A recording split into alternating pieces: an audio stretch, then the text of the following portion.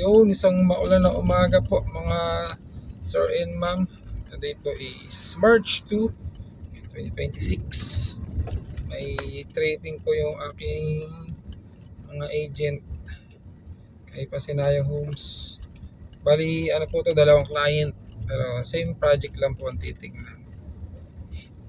Medyo makulimlim, naambon-ambon na din. Yung isang client ko nakamotor, yung isa naman is naka-kotse po. Nagsabay ko na lang kasi same project lang naman sila. Samahan niyo po ako ngayong buong araw. Work na naman tayo para sa ekonomiya. Tayo sa SM13. Isang client ko yung mag-asawa. Yung isa nandun sa Nike. Yan, dito kami ngayon sa Fortune King kasi yung isang client nandito. Titignan din kasi nila yung Pasinaya. Ayan, yung isang client. Ayan, si Sir. Galing din sa Imus. Convoy sila kasi hindi pa nila nakikita si Pasinaya. Papunta kami ngayon sa Muson. Tapos itong isang client is titignan naman si Tangerine. Ayan, let's go! Ayan, nandito na tayo kay Pasinaya Homes. Nandito pa rin kasi yung model house natin sa Muson. Ayan, tayo natin. Client, pares taga-Imus pala sila. Pasok tayo sa loob. Yan. Ito po, ang ano natin sa second floor, slab na po siya, buhos na. Dati kasi. Hindi ako, hindi. Tapos yan, nakatiles na po yung toilet and bath natin. Tsaka itong sink.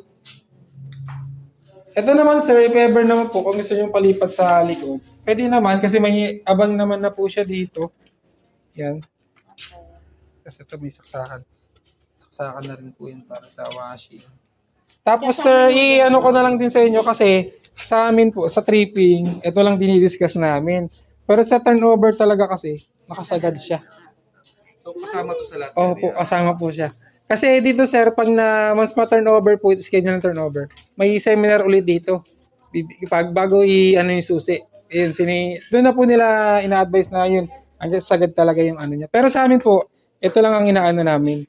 Para at least si client mismo sa seminar, kasi ang nagsiseminar sa inyo mismo, taga-developer po, sila na magsasabi po.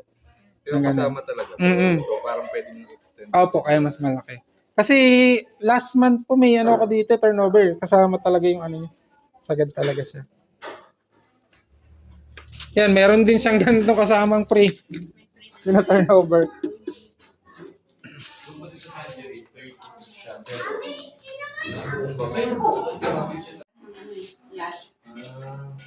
Ito kasi.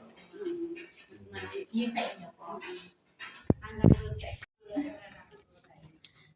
Yan, nandito kami sa dress up unit po ni Pasinaya. Okay naman kila client yung Pasinaya Homes. Yung isa, pupunta pa kami sa Tangerine kasi nakita na nila si Pasinaya before. Titignan nila si Tangerine model para makapag-decide sila kung Pasinaya or Tangerine ang kukunin nilang bahay.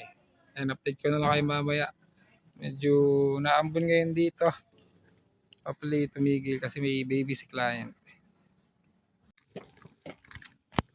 Yan, dito kami sa office namin.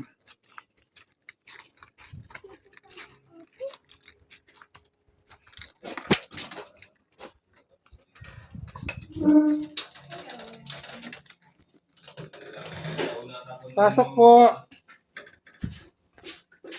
Office namin.